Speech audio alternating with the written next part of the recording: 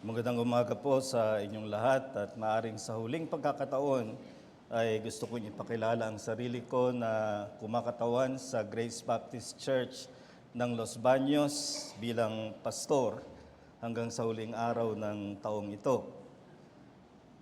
Sa araw na ito, mapupuno ang maraming mga simbahan dahil ito ang linggo bago ang araw ng Pasko. Kaya bagamat alam ko na ako'y nagsabi ng huling pagkakataon na ako'y magmensahe na mayroon akong serye na susundan, masusundan yon sa susunod na buwan sa kalooban ng Panginoon. Gusto kong maging sensitibo doon sa nag-aabang ng isang mensaheng para sa Pasko. Wag lamang sana sasama ang loob ninyo sa magiging pagtutok ng aking mensahe sa pagsilang ni Jesus. Sa nakita natin sa Sunday School kanina, sa Christian theology, ang pangyayaring ito ng pagsilang ng Mesiyas ay tinatawag na incarnation o pag-aangkin ng likas tao ng Diyos.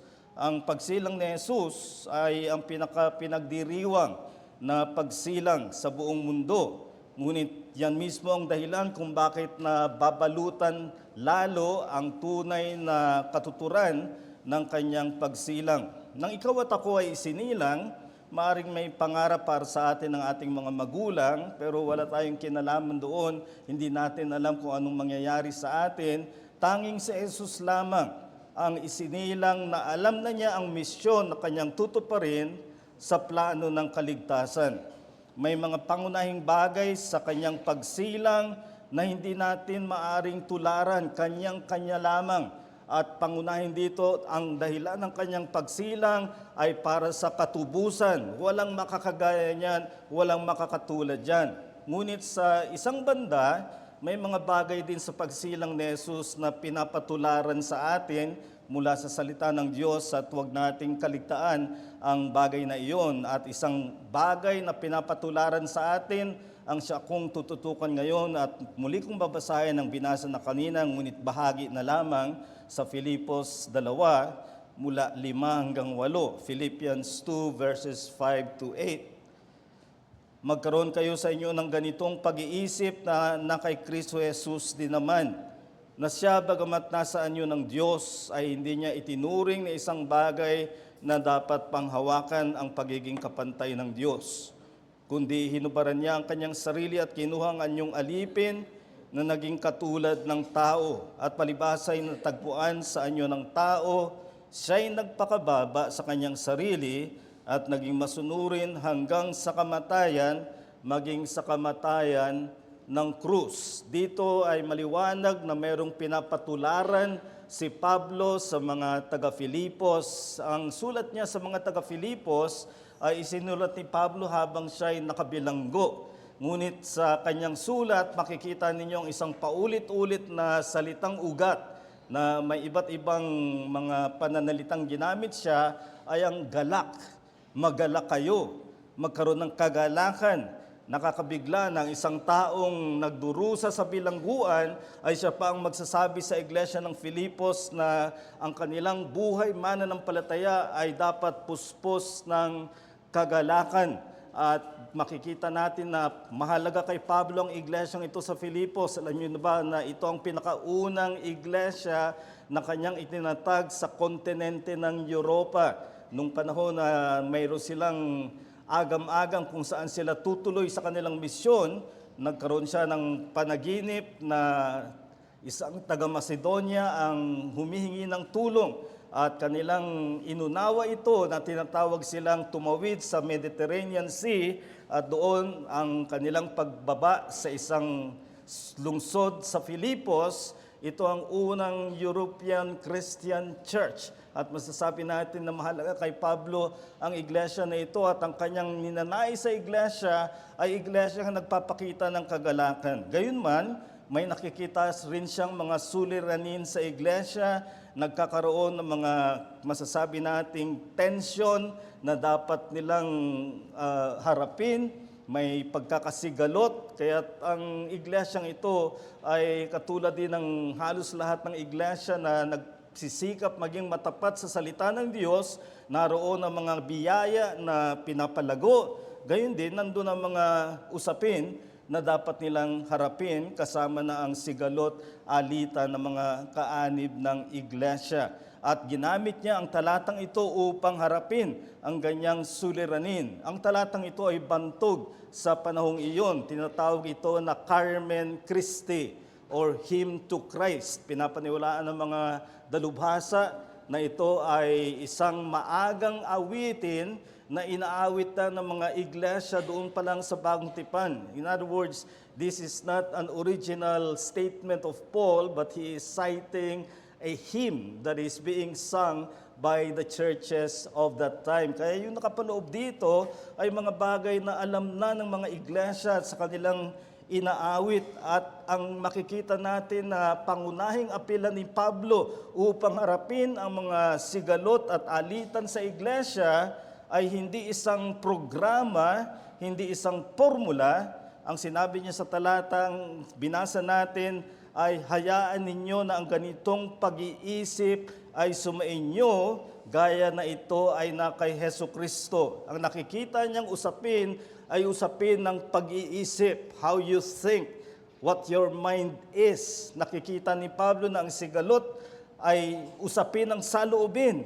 At para lutasin, huwag kang lumikha ng programa, huwag kang lumikha ng mga formula, kundi baguhin mo ang iyong isip upang ito ay matulad sa pag-iisip ni Hesus Kristo na makikita kung paano siyang nagpakababa. Kaya sa talatang 7 ay ang pangunahing pangyayari na tinutukan ni Pablo na si Hesus Kristo ay nagpakababa sa anyo ng tao. Bagamat siya ay sa anyo ng Diyos, kapantay ng Diyos, siya ay nagpakababa.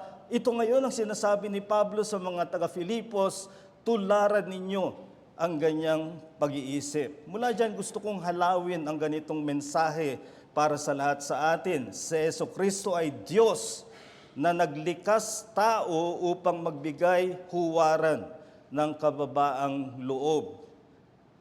Jesus Christ is God who was incarnate to give a pattern of humility. Si Hesus Kristo ay Diyos na nagkalikas tao upang magbigay huwaran ng kababaang loob. Ito ang pinakatuwirang pamanhik ni Pablo dito sa mga taga-Filipos. Ang kanyang apela ay kababaang loob.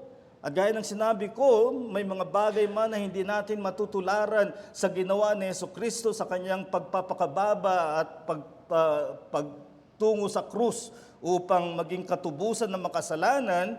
Huwag nating palampasin yung mga pinapatularan sa atin. At isang pangunahin na pinapatularan sa atin ay sa ating pag-iisip magsisimula. Hindi magsisimula sa isang panlabas na kilos, kundi magsisimula sa saloobin. At ang sinasabi niya rito ay kayo ay magpakababang loob. At dito sa kababaang loob ng kanyang pag-iisip, makikita natin ang dalawang direksyon o dalawang pagkilos na kinailangang gawin ni Jesus upang ipakita ang pag-iisip ng kababaang loob. Ang una ay tinanggihan niya ang angking karangalan bilang Diyos upang maglingkod. Tinanggihan niya ang angking karangalan bilang Diyos upang maglingkod. At ang ikalawang direksyon niya ay kanyang tinanggap ang lubos na kababaan bilang tao upang magligtas. Yun ang dalawang bagay na tingnan natin sa pagpapakababa ni Jesus. Ang una, tinanggihan niya ang angking karangalan bilang Diyos upang maglingkod. Gusto kong liwanagin ang hindi ko sinasabi sa pangungusap na yan. Hindi ibig sabihin nito na tinanggal niya ang kanyang pagka-Diyos, na nang siya'y nasa lupa, hindi siya Diyos, yan ay maling pagtuturo. Siya ay buong Diyos sa kanyang pagkakaroon ng likas ng tao, hindi niya tinanggal. Hindi rin itinuturo nito na binawasan ang kanyang pagka-Diyos. May mga ganyang nagtuturo ng habang siya'y narito sa lupa, ay nabawasan ng kanyang pagka-Diyos at muli lamang nabawi nang siya ay nabuhay na muli at umakyat sa langit. Hindi yan ang itinuturo dito. Kagaya ng ginamit kong pangungusap ni Augustine sa Sunday School kanina, remaining what he was. He became what he was not. Nanatili siya kung ano siya, ngunit naging tao siya na hindi siya tao bago siya nagkalikas tao. Ang pinapakita nito ay ang salitang mas angkop para sabihin ano ang kalagayan ni Jesus nang siya'y nagpakababa ay ginagamit sa theology, concealed. He concealed his deity. He did not renounce it. He did not emptied himself of his deity. He concealed it. Sa kanyang buong ministeryo dito sa mundo, hindi ang pagka-Diyos ang kanyang ipinakita. Ang kanyang ipinakita ay ang kanyang buong pagpapasakop sa galaw ng Espiritu upang mangyari ang mga nangyari sa kanyang ministeryo. Anong pinapakita nito? Ang saloobin ni Jesus na dapat nating angkinin ay ang huwag magpumilit ng ating karangalang tinataglay dahil sa ating antas. Anumang tumataliwas sa paglilingkod, dala ng ating pagpipilit na tayo ay marangal at gusto natin na kilalanin ang karangalan na yan ay tumataliwas sa ginawa ni Jesus na pagpapakababa. Ang sabi rito, hindi niya itinuring na isang bagay na dapat panghawakan ang pagiging kapantay niya sa Diyos. Ibig sabihin, kapantay siya talaga ng Diyos, siya'y totoong Diyos, ngunit anumang karangalan na kadikit ng kanyang pagka-Diyos ay kanyang ikinubli, kanyang tinanggihan upang siya ay magpakababa at sa pamamagitan ng pagpapakababa, siya ay makapaglingkod. May pahiwatig na pagsasalungat dito na bagamat hindi pinangalanan, kung kayo ay nakakaalam ng Biblia, meron ditong implied contrast with Adam. May pinapahiwatig na pagsasalungat kay Adam. Anong nangyari kay Adam? Bumigay siya sa tukso ng dyablo, sa anyo ng ahas, na kapag kinain nila ang bunga na pinagbawal ng Diyos, sila ay magiging Diyos. Bagamat hindi sila Diyos, tinukso sila na magiging Diyos sila katulad ng Diyos na lumikha sa kanila. Kaya't narito ang isang tao na dahil sa kanyang pagpupimilit na mas magkaroon ng karangalan kaysa sa ibinigay ng Diyos, nahulog siya sa kasalanan. At taglay-taglay pa na rin natin yan. Ang ganyang likas ng kasalanan ay ang pagpipilit ng karangalang hindi angkop sa atin. Maring hindi natin gamitin ng salitang gusto kong maging Diyos. Maring mapalitan niya ng ibang bagay. Gusto kong ako'y tingalain ng mga tao. Gusto kong ako ang paglingkuran ng mga tao. Gusto ko na ako'y hangaan ng mga tao. Pareho pa rin ang diwa na umiiral sa mga makasalanan ngayon. At kung ipasok mo yan sa relihiyon, ang kanilang magiging diwa ay, ako ay matuwid. Dapat kilalanin ng Diyos ang aking pagiging matuwid at sa pamamagitan niyan, tatanggapin ako sa langit sapagkat ako ay sapat sa aking sarili at maganda ang aking ginagawa, mabait akong tao, laging nakatutok sa kanyang karangalan. At kung ipasok mo ang ganyang diwa sa iglesia, magpapalit lang ng salita pero pareho pa rin ang diwa. Gusto kong ang kaloob ko ang tumingkad. Gusto kong ang ministeryo ko ang kilalanin. Gusto kong ang mga tao ay humanga sa aking mga biyaya at mga katangian at ituring ako na isang dapat na tularan. Makikita ninyong pagkakaiba ng ginawa ni Jesus. Siya ay Diyos. Si Adam ay hindi. Naghangad siya na maging Diyos, bagamat hindi ito para sa kanya, nahulog siya sa kasalanan. Si Jesus ay tunay na Diyos, ngunit hindi niya ito pinagpilitan. Hindi niya pinagpilitan ang karangalang kadikit ng kanyang pagiging Diyos. Sa halip, siya ay nagpakababa. At ito ngayon ang ginagawang pamanhik ni Pablo sa kababaang loob. Sinabi niya, ibilang ninyong iba na mas mahalaga. Yan ang ginawa ni Jesus. Sa kanyang pag-iisip ay inisip niya kung paano siya magiging lingkod ng mga hinirang ng Diyos. Kung isipin mo ang ginawa ni Jesus, pababa ng pababa ang pinapakita ni Pablo dito. Siya ay nag-anyong tao, pwede naman siyang mag-anyong tao na isang royalty, isang prinsipe, isang pinuno na igagalang ng mga tao, sa halip, siya ay naging lingkod. Pwede naman siyang maging lingkod na naroon sa bahay ng kanyang amo at nagsisilbi sa mga anak at pamilya ng kanyang amo. Sa halip, ang sinabi rito sa kanyang pagiging lingkod, naging masunurin. Pwede siyang maging masunurin sa mga bagay na kanyang ipaglilingkod sa mga tao, subalit ang sinabi, naging masunurin siya hanggang sa kamatayan. Pwede siyang namatay, kagaya ng isang maluwalhating kamatayan ng bayaning si Jose Rizal, na ngayon ay tinitingala natin at ginagawang isang malaking drama. Ngunit ang sabi ay, naging masunurin siya hanggang sa kamatayan, kamatayan ng krus. Ang pinaka nakakahiya, ang pinakamababang uri ng kamatayan. At ang ginagawa ni Pablo rito ay sa bawat yugto, ibinababa niya hanggang sa kabababaan, inilagay si Jesucristo, ngunit nagsimula sa kanyang pag-iisip. At ngayon ay sinasabi niya sa mga taga-Filipos, magkaroon kayo ng ganitong pag-iisip kung paanong ito ay na kay Jesucristo.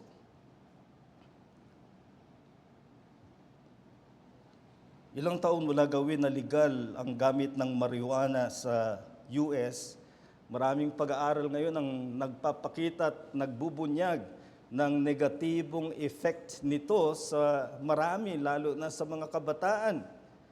Nagsimula yan sa kung anong gusto.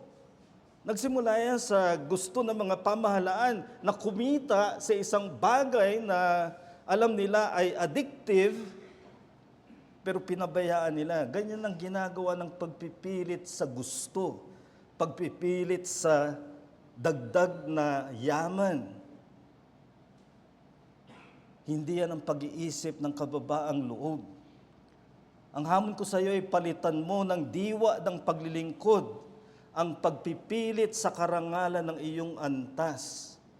Hindi ito pagtanggal sa iyong totoong antas. Si Jesus, hindi niya tinanggal ang kanyang antas ng pagka-Diyos, ngunit handa niyang ikubli yung karangalan na kadikit ng kanyang pagka-Diyos upang siya ay makapaglingkod. Hindi ito malalaman. Hindi malalaman ng sino mang tumingin kay Jesus sa kanyang panahon dito sa mundo na siya ay Diyos, hanggang sa sila'y sumampalataya sa Kanya. At hindi mo malalaman na siya ay Diyos sa Kanyang anyo, maliban na ikaw ay sumampalataya sa Kanya. Nagsimula ang pagkubli ng Kanyang karangalan sa Kanyang pagsilang, isinilang siyang hindi kilala sa isang hindi kilalang lugar. Ang mismong pag-angkin niya ng likas tao ay isang kagilagilalas na pagpapakababa. Naging totoong sanggol siya. Dinala siya sa sinapupunan ni Maria. Yan ang pagpapakababa ni Jesus. At kung lalapit ka kay Jesucristo bilang makasalanan, gaya ng sino mang makasalanan, dapat na wala kang anumang taglay na karangalan ng iyong katuwiran, ng iyong kabaitan, ng iyong moralidad, ng iyong relihiyon. Tatanggalin mo ang lahat ng yan. Kung lalapit ka kay Jesucristo, lalapit ka na walang anumang taglay, kundi ang pag-amin ng iyong kasalanan at ang pag-asa ng kaligtasan ay naka Jesucristo lamang. Gawin mo yan ngayon. Lumapit ka kay Jesucristo. Nagpakababa siya. At kinakailangan mong magsisi sa iyong pagpaparangal ng sarili, sa iyong kabutihan, kabaitan, relihiyon o katuwiran upang masumpungan mo ang kaligtasan. Ngunit ang isang ligtas, hindi natatapos doon ang kanyang pagpapakababang loob. Bilang tagasunod ni Jesucristo, tularan mo ang kanyang saloobing lingkod, hindi nagpilit ng kanyang antas. Tinuturing ng marami ngayon ang pagpapakababa ay postura ng mahina. In fact, that was the culture of Rome. They considered humility as a negative character. Kung ikaw ay malakas na tao, makikipaglaban ka. You will be assertive rather than meek and humble. They look down on humility. Pero gusto kong sabihin, mas makapangyarihan ang kababaang loob kaysa ang pagpaparangal. Kung minsan pag ako'y nagkakasal, at kailan lamang 1 week ago I officiated in a wedding, at kapag naroon ako sa punto na ang papel ng asawang babae ay magpasakop, ang attitude ng iba ay ituring ito na binababa ang pagkababae. Hindi totoo yan. Submission, humility is empowering. Alam niyo sa anumang pulong, hindi ba pag merong nag-first motion, hindi yan susulong unless may nag-second motion. The second motion is empowering. It puts the resolution to a vote. At yan ang sinasabi ko na ang pagpapakababa ay makapangyarihan, makaka-impluwensya. Ipinakita ito ni Jesus at ito ang dapat nating ipakita. Ang problema natin ay masyado tayong nakatutok doon sa makapagpaparangal sa atin. May isang tula, si Emma Lint, na ang pamagat ay Unawares. Ibubuod ko na lamang, kumalat ang balita sa isang bayan na darating ang Panginoong Hesus upang dumalaw sa isang bahay sa bayan na yun. At isang nag-iisa na lang sa kanyang buhay ang inakala niya na siya ay dadalawin ng Panginoon, na hinanda niya ang kanyang bahay, nilinis niya, naghanda siya ng mga pagkain para ihain sa inaasahan niyang dadalaw na Panginoon. May dumating na matanda na humihingi ng tulong at sinabi niya, bumalik po kayo bukas. Ngunit ngayon ako'y abala para sa aking inaasahang panauhin. May dumating na bata na humingi rin ng tulong at sinabi niya, bumalik ka bukas sapagkat may inaasahan akong darating na Panginoon na aking paglilingkuran. Ngunit buong maghapon walang dumalaw hanggang sa siya'y nakatulog. Sa kanyang pagtulog na panaginipan niya, kausap niya ang Panginoon at sinabi niyang may hinanakit, Panginoon, bakit hindi mo ako dinalaw? At sumagot sa kanya ang Panginoon, 2 ulit akong nagpaalam na ako iyong patuluyin at pinalampas mo. At yan ang nangyayari sa atin, pinapalampas natin ang makapaglingkod na mas kawanis ni Jesucristo. Ang mas pinipili natin ay ang marangal. Kaya dito'y balikan natin ang direksyon ng pagpapakababa ni Jesus. Tinanggihan niya ang angking karangalan bilang Diyos upang maglingkod, pero ang ikalawang direksyon, tinanggap niya ang lubos na kababaan bilang tao upang magligtas. Nang karaniwang salin, alam ko, sa John 1:14, ang salita ay nagkatawang tao, nagiging kalituhan ito ng marami na inaakala nilang yung katawan lang ang tao sa persona ng Panginoong Jesucristo. And yan ay heresy. Hindi lang yung katawan ng kanyang pagkatao, naging likas na tao siya, katawan at kaluluwa. At sa ginawa niyang yun, ang dahilan ay upang siya'y magligtas ng kanyang pag-isahin ang Diyos at tao sa kanyang pag-aangkin ng kababaan ng tao. Siya'y makapagliligtas. Iniisip ng marami, Kung gusto ng Diyos na magligtas, hindi ba kaya naman niya na walang pagpapakababa siyang gagawin? Sabihin lang niya na iligtas kung sinong gusto niyang iligtas. May sinseridad man ang ganyang pag-iisip. Ibinubunyag niya ng kawalan ng kaalaman sa likas ng Diyos. Kung magliligtas ang Diyos na walang pagpaparusa ng kasalanan, ay magbabaluktot ito sa kanyang hustisya. Hindi na siya lubos na Diyos. Kapag kanyang ikompromiso ang hustisya na humihingi ng parusa ng kasalanan upang mapanatili niya ang hustisya niya bilang Diyos, ngunit magligtas ng makasalanan, ito ang dahilan na nagpakababa si Jesus sapagkat sa pamamagitan ng kanyang pagtanggap ng likas tao, siya ay maaring maging kahalili ng mga makasalanan. Tanggapin niya sa kanyang sarili ang hustisya ng Diyos. At ito ay nangyari sa krus. Nung siya'y naroon sa krus, hindi siya nagpapalabas para gayahin siya ng mga relihiyoso. Nang siya'y nasa krus, hindi ito isang drama para magpaiyak ng mga tao. Nang siya'y naroon sa krus, totoong tinatanggap niya ang hatol, ang puot ng Diyos sa kasalanan ng kanya itong taglayin bilang kahalili. Ito ang katuturan ng kanyang sigaw mula sa krus, Diyos ko, bakit mo ako pinabayaan? Hinalo ito sa Psalm 22 ng isang hinatulan ng Diyos, ngunit pagkatapos ay naging dahilan upang magligtas ng mga bansa.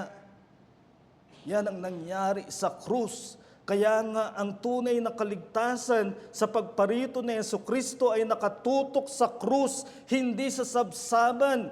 Magdiwang ka man ng paulit-ulit ng Pasko, magkaroon ka man ng maraming mga handog at regalo sa mga tao, magdiwang ka man ng mga parties para sa pag-alala ng kapanganakan ni Jesus, hindi ito kaligtasan. Sapagkat si Jesus ay isinilang doon sa sabsaban na mula doon ay nakatutok ang kanyang gagawin sa krus. Mula sa krus, sa libingan kung saan siya mabubuhay mula sa mga patay.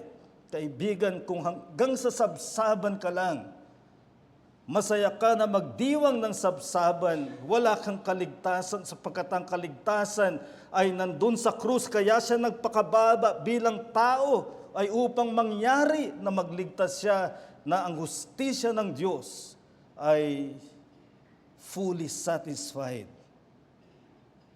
Ito ang kailangan mo. Hindi tayo makapagliligtas. Pero ipinapakita nito na ang hamon na magpakababang loob ka upang maging kasangkapan sa kaligtasan ng makasalanan. Pagpapakababang loob pa rin.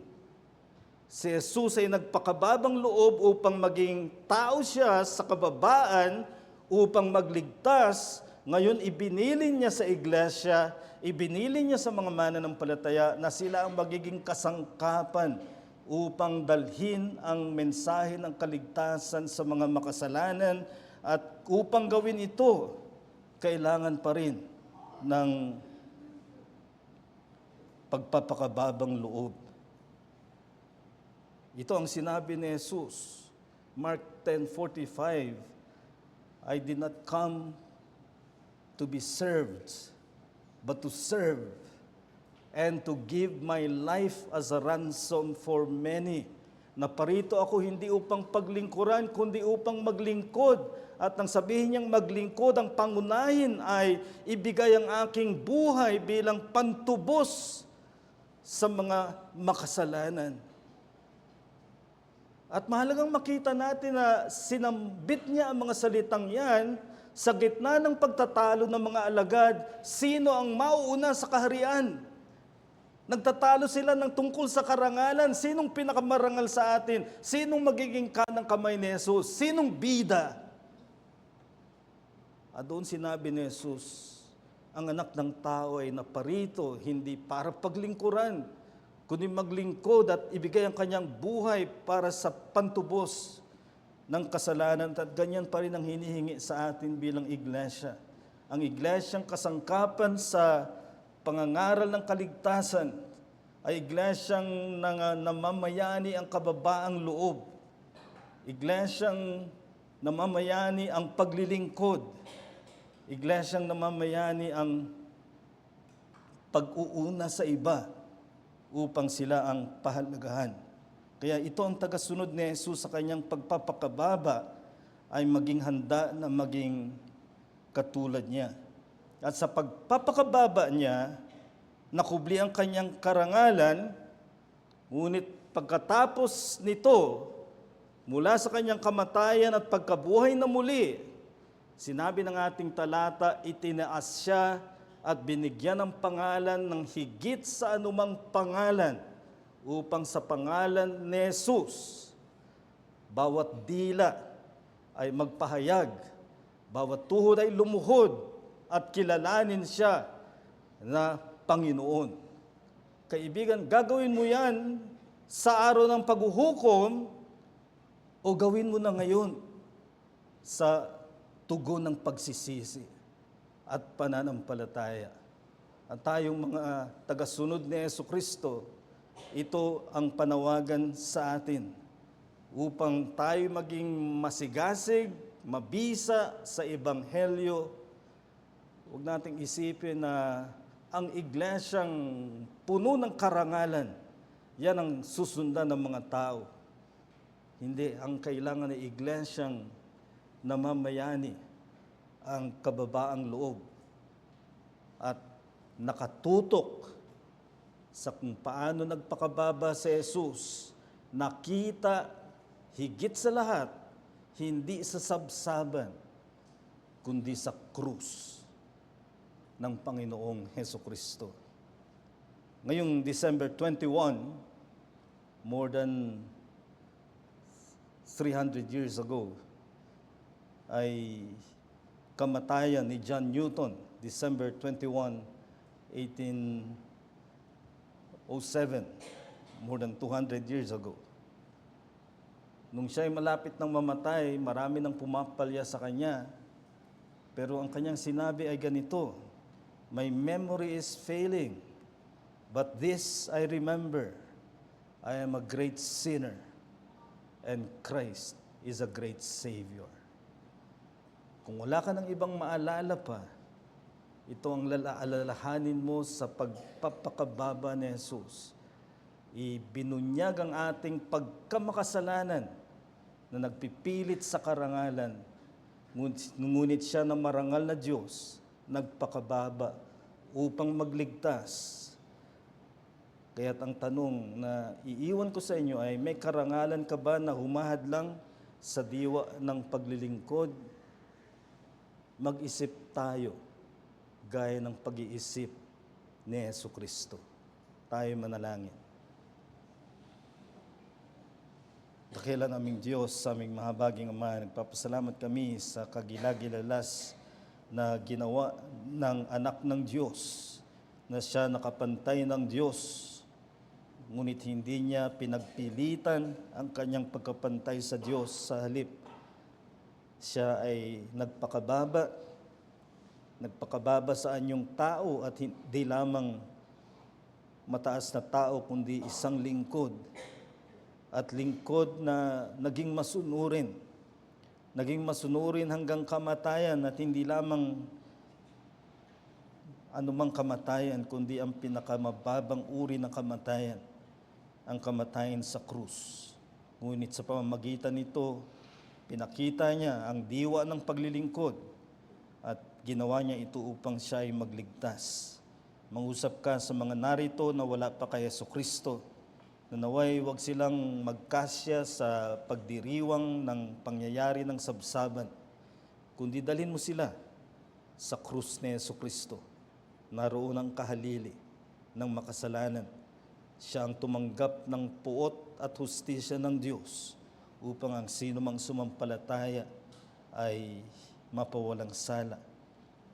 Panalangin din namin na maging huwaran para sa amin, sa iglesia, sa bawat lingkod mo, ang pagpapakababa ni Jesus, na ganito pa rin ang hinihingi mo sa isang kakasangkapanin mo, para sa iyong kaharian at para sa pagliligtas ng makasalanan, ay iglesyang namamayani ang kababaang loob, mga mananampalataya na handang maglingkod at itaas ang kapahayagan ng iyong pangalan. Kaya't hamunin mo ang bawat isa sa amin ayon sa ginawa ni Jesus na sa kanyang pag-iisip ay nagpakababa. Dalangin namin ito sa pangalan ng Panginoong Hesukristo. Amen.